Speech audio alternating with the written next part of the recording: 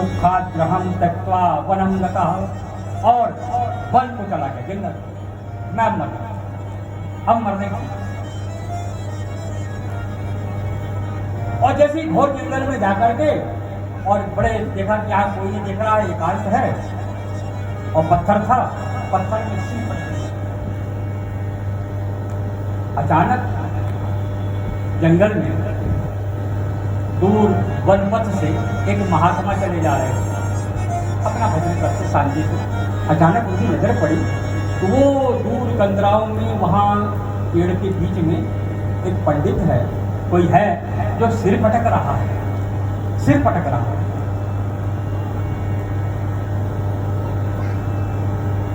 अचानक उस संत को लगा, असल में जो व्यक्ति जैसा होता है वैसे ही विचार करते उस जगह से होता। अचानक महात्मा को लगा कि ये ब्राह्मण देवता इस निरीह जंगल में साधना करता रहा होगा, तपस्या करता रहा होगा भगवान को पाने के लिए, और भगवान दर्शन नहीं दिए होंगे, इसलिए हठ योग कर रहा है, इसलिए अपने आप को प्रताड़ित कर रहा है, क्योंकि भगवान के दर्शन नहीं दिए। क्योंकि महात्मा का तो उसने वही विचार किया। और फिर महात्मा ने सोचा कि प्राण कर देगा कि मैं आंखों से देख लिया हूँ, चलो मैं इसको बचा लूँ, मैं इसको ज्ञान देती हूँ। तो महात्मा पैदल पैदल चल, अरे अरे पंडित पंडित, ये बात ये क्या कर रहे हो, जघन्य अपराध है, पाप है ये। लगा नहीं मेरे को मर जाने दो। नहीं नहीं, ऐसे कैसे मर जाते? अरे तुम ज्ञानी हो, ब्राह्मण हो, तुम्हें देख रहा हूँ कि कुंड लगाए हुए हो, जनेऊ धारण किए हुए, ऐसे नहीं बनना चाहिए। अरे साधना करो, ब्राह्मण भगवान दर्शन देंगे। और मैं तुम्हें उपाय बताऊंगा, मैं तुम्हें अपना शिष्य ग्रहित करता हूँ। अचानक ब्राह्मण ने देखा इतने घोर जंगल में, जहाँ एक तो जानवर तक अलग से नहीं दिख रहा है, यहाँ मुझे बचाने के लिए, मेरे संकल्प को पूरा करने के लिए संत आ गए। ध्यान समझिए, संत आ गए। जरूर जो है ना, अभी मैंने सिर फटका तो भगवान की दया आई है। तेनु हरि कृपा मिले नहीं संता, अब मोहिभा भरोसे हर। आज भरोसा हो गया जंगल में पंडित जी को, इतने सालों तक मैंने जो साधना अर्चना करी, जो भी किया, लेकिन इस जंगल में जब तक वे सीधे उंगली नहीं निकलती बिना टेढ़ा के, भगवान भी जो है ना जब सिर पटका तो देखो भेज दिया, अपने जो भेज दिया। लेकिन देखना मजा आएगा। आज जैसे ही ब्राह्मण ने नमस्कार किया, प्रणाम किया और कहा कि अब मेरे को विश्वास होगा कि ये हरि की कृपा हुई है। बिनु हरि कृपा, फिर ये हरि की कृपा से संत मिल गए। और तब पंडित जी को संत जी ने कहा कि ऐसा मरना नहीं चाहिए, फलाना चाहिए, भगवान मिलेंगे तुम्हें, भगवान के लिए मैं दर्शन। पंडित जी ने कहा मुझे भगवान नहीं चाहिए, मुझे भगवान का दर्शन नहीं करना है। संत जी का हे भगवान, ये कैसा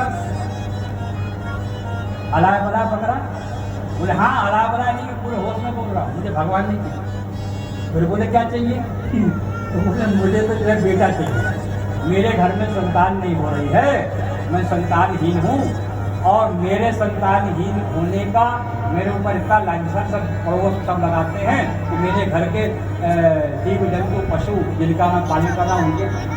अब तो संत जी सोचे हे भगवान ये कहाँ फंसे, हम सोचे थे तो भगवान के दर्शन, और ये तो जो है माया में फंसना चाह रहा।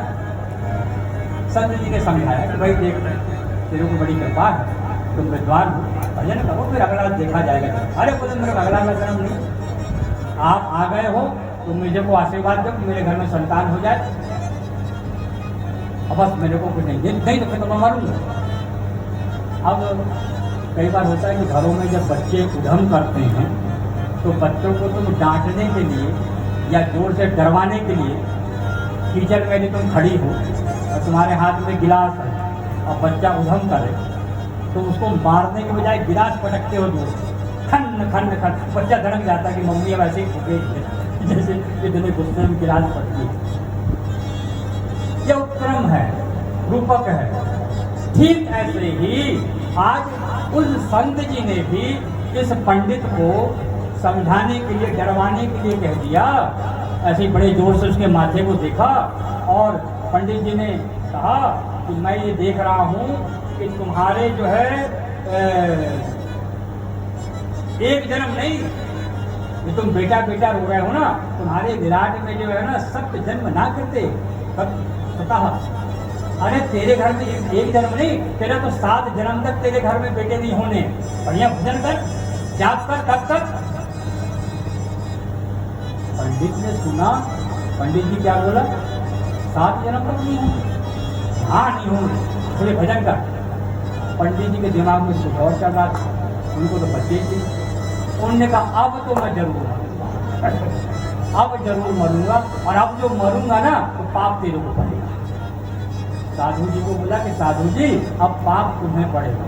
साधु जी छटपटा गए, बोले पाप मेरे को क्यों पड़ेगा भाई। पंडित जी ने कहा अभी तो हमको इसी जन्म का पता है, ये ज्ञान देने वाले तुम आए ना, होशियार चल कि 7 जन्म तक। अब मैं जो मरूंगा तुम्हारे कारण मरूंगा कि 7 जन्म तक।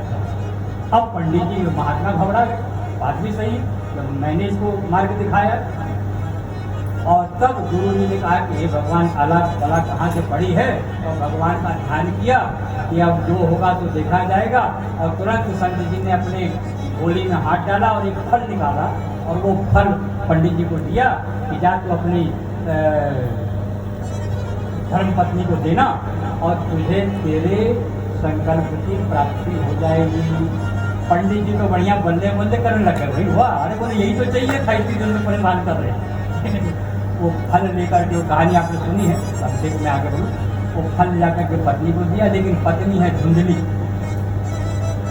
वो बात को नहीं मानती है, वो बड़ी तर्क वितर्क करने वाली है, मनचक्रा है, बुद्धि मदान्विता है।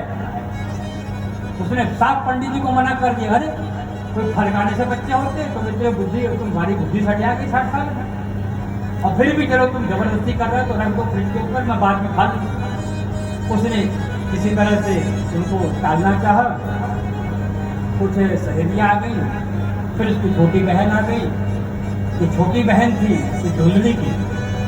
कई बार होता है भक्ता कि घर में जब खाने को इफरात हो, धन दौलत साम्राज्य हो, लेकिन खाने वाला कोई नहीं,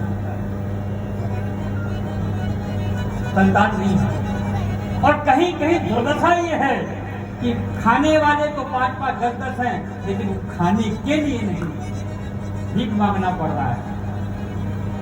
वैसी परिस्थिति छोटी बहन की। छोटी बहन के पति देव पंडित जी भीख मांगते थे और 5-5, 7-7 बच्चे थे। ये बड़ी बहन क्योंकि सधन्या थी तो कभी कभी कुछ उपहार में दे देती छोटी बहन को, ये ले जा वो ले जा। आज जब छोटी बहन ने भी सुना कि मेरी बड़ी बहन के यहाँ किसी महात्मा के फल प्रसाद से जो है उनका रहस्य जीवन आनंद हो जाएगा, बड़ी खुशी खुशी आई। और तभी आज बड़ी बहन ने जैसे ही उससे चर्चा करी कि मैं फल को नहीं खाऊंगी, बहुत से उदाहरण दिए कि फल खाऊंगी तो मेरा वजन हो जाएगा, मोटी हो जाऊंगी, मेरा स्वरूप बिगड़ जाएगा, ऐसा बहुत सी बातें बताने के लिए। तू तो एक काम कर, तू अभी फिर से गर्भवती, और पंडित जी पीछे पड़े तो मैं कपड़े बांध करके गर्भवती होने का नाटक करूंगी, और तू मेरे घर में अपने 4-5वें महीने से आ जाना। जब तेरा गर्भ यहाँ पर प्रसूत होगा तो हम इसको आपस में विनिमय कर देंगे। मैं तुझे कुछ दौलत दे दूंगी, धन दे दूंगी, तो अपने पति को दे देना, और पति को कहना कि वो बात हो गया है, और मैं अपने पति को कहूँगी कि मेरा बेटा हो गया।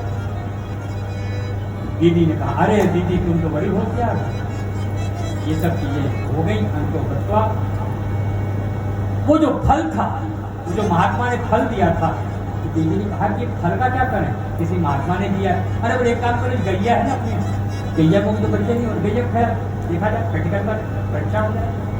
और फिर हुआ यही कि इनके घर में जो बेटा जो अपने अडॉप्ट कर लिया अपनी बहन से मान करके, पंडित जी बड़े खुश थे कि हम मेरा ही बेटा हुआ है, संत की कृपा से हुआ है। और ये नाटक भी कर रही थी उनकी पत्नी धुंधली, और उसका नाम रखा गया धुंधकारी। और वहाँ कुछ भी 3 महीने बाद उस गाय के भी द्वारा एक बच्चा जन्म लिया जो मनुष्य के जैसा था, लेकिन उसके कान गाय के जैसे थे, इसलिए उसका नाम पड़ गया गोकर्ण, गाय के जैसे कर्ण। क्योंकि ये धुंधली का बेटा और यहाँ का दुष्ट था, धुंधकारी बना, उजड़ता करता था, बड़ा हो गया तो वैश्यावृत्ति करने लग गया, फिर अपने बाप को भगा दिया, मार डाला, माँ को मार डाला। अंतोगत्वा जो गोकर्ण थे, वो जो घर छोड़ के चले गए थे, महात्मा बन गए थे, वो जब अपने गांव में आए, उन्होंने देखा कि धुंधकारी जो है घोर प्रेत बन गया है। और आज रात्रि में जब गोकर्ण जी विश्राम कर रहे थे और कभी देखा कि जो काले जातो करुणो कन्या विभव गोकर्ण पंडिता ज्ञानी धुंधकारी महाखला, वो जो दुष्ट राक्षस बना, भूत प्रेत बना, आज गोकर्ण जब शयन कर रहे थे तो अचानक रात्रि में तरह तरह की आवाजें निकाल रहा था, हल्ला कर रहा था। तभी गोकर्ण ने जो अपना कमंडल का जल का छिड़का, अचानक वो जो प्रेत आत्मा लहला रही थी, उन्होंने कहा भैया मुझे बचाओ। गोकर्ण ने कहा तू कौन? अहम भ्राता तुझे, मैं तुम्हारा भाई धुंधकारी या नाम धुंधकारी, मैं आपका भाई। गोकर्ण ने कहा तू मेरा भाई धुंधकारी? तू? अरे मैं जब यात्रा कर रहा था तो गया जी में, कद्रीवन में, चारों धामों में तेरे नाम से तर्पण कर दिया, अर्पण कर दिया, श्राद्ध कर दिया, संतों का ब्राह्मणों को भोजन जिला दिया, तो मुक्त नहीं हुआ। अब यहाँ पे ध्यान देना, मुक्त और मोक्ष में अंतर है। जब कहते ना मुक्त हो गए, मुक्त हो गए, व्हाट द मीनिंग ऑफ मुक्ति? अब देखना है, तुम मुक्त नहीं हुए, मैंने तुम्हारे नाम से संकल्प कर दिया, तुम्हारे नाम से त्रयोदशी किया, तुम्हारे नाम से 13 दिन तक ऐसे नियम पालन किए, जो हम संस्कार करते हैं घरों में मृत आत्मा के लिए, घर की तरीके करते हैं, गया जी जाते हैं, पिंडदान करते हैं, इनका फल देख लेना अभी 2 मिनट। ये सब किया था गोकर्ण जी ने, लेकिन फिर भी वो प्रेतात्मा भटक रही थी, हिल रही थी। आज प्रेत ने जब बताया कि भैया मेरी दुर्दशा तो इतनी है कि हम प्रेत योनि में जो 21 तरह की प्रेत योनियां हैं, ये जो राक्षस है, खबीस है ना, जिन्न है, ये कई तरह की योनियां हैं, प्रति स्कंद में चर्चा है कि वहां के उन राक्षसों ने, उन प्रेतात्माओं ने भी मुझे अपनी टीम में शामिल नहीं किया है, लात मार के भगा दिया है। मेरा वहां भी ठिकाना नहीं है और यहाँ तो ठिकाना था ही नहीं। अब मैं क्या करूं? आपके ये तर्पण अर्पण और श्राद्ध से कुछ नहीं होने वाला। अब गोकर्ण जी के सामने प्रश्न चिन्ह खड़ा हो गए, भगवान काल ही कर्म ही ईश्वर ही मिथ्या दोष लगाए, काल को कर्म सो पवित्र सुख पावई, सिर धुन पछतावई। कर्म ऐसे है, काल ऐसा है, समय ऐसा है, नहीं, काल नहीं कर्म ही तो रही, मिथ्या दोष लगाई। इसलिए सुने बैठा, आज प्रातः काल ब्रह्म मुहूर्त में जब गोकर्ण जी सरस्वती के तट पे गए, आचमन किया, भगवान सूर्य जो उनके सूर्य वंशी हैं, नारायण हैं, साक्षात भगवान ने आज भी कलिकाल में भी केवल साक्षात भगवान वही जो उस समय त्रेता में सतयुग में पूजे जाते थे, वही सूर्यनारायण आज भी, इसलिए इनको भगवान। और तब भगवान सूर्यनारायण ने वहां से आदेश दिया था कि हे गोकर्ण, श्रीमद्भागवता मुक्ति सप्ताहिक ज्ञान वचनम करो, यदि सूर्य वचः सर्वधर्मय रूपायाम का सुखम। भगवान सूर्य ने आदेश दिया कि सबका हे मुका धन्या कृष्ण मुका, जब तुम भागवत सुना दो श्वेतात्मा को, तो वो भगवान कृष्ण की रूप में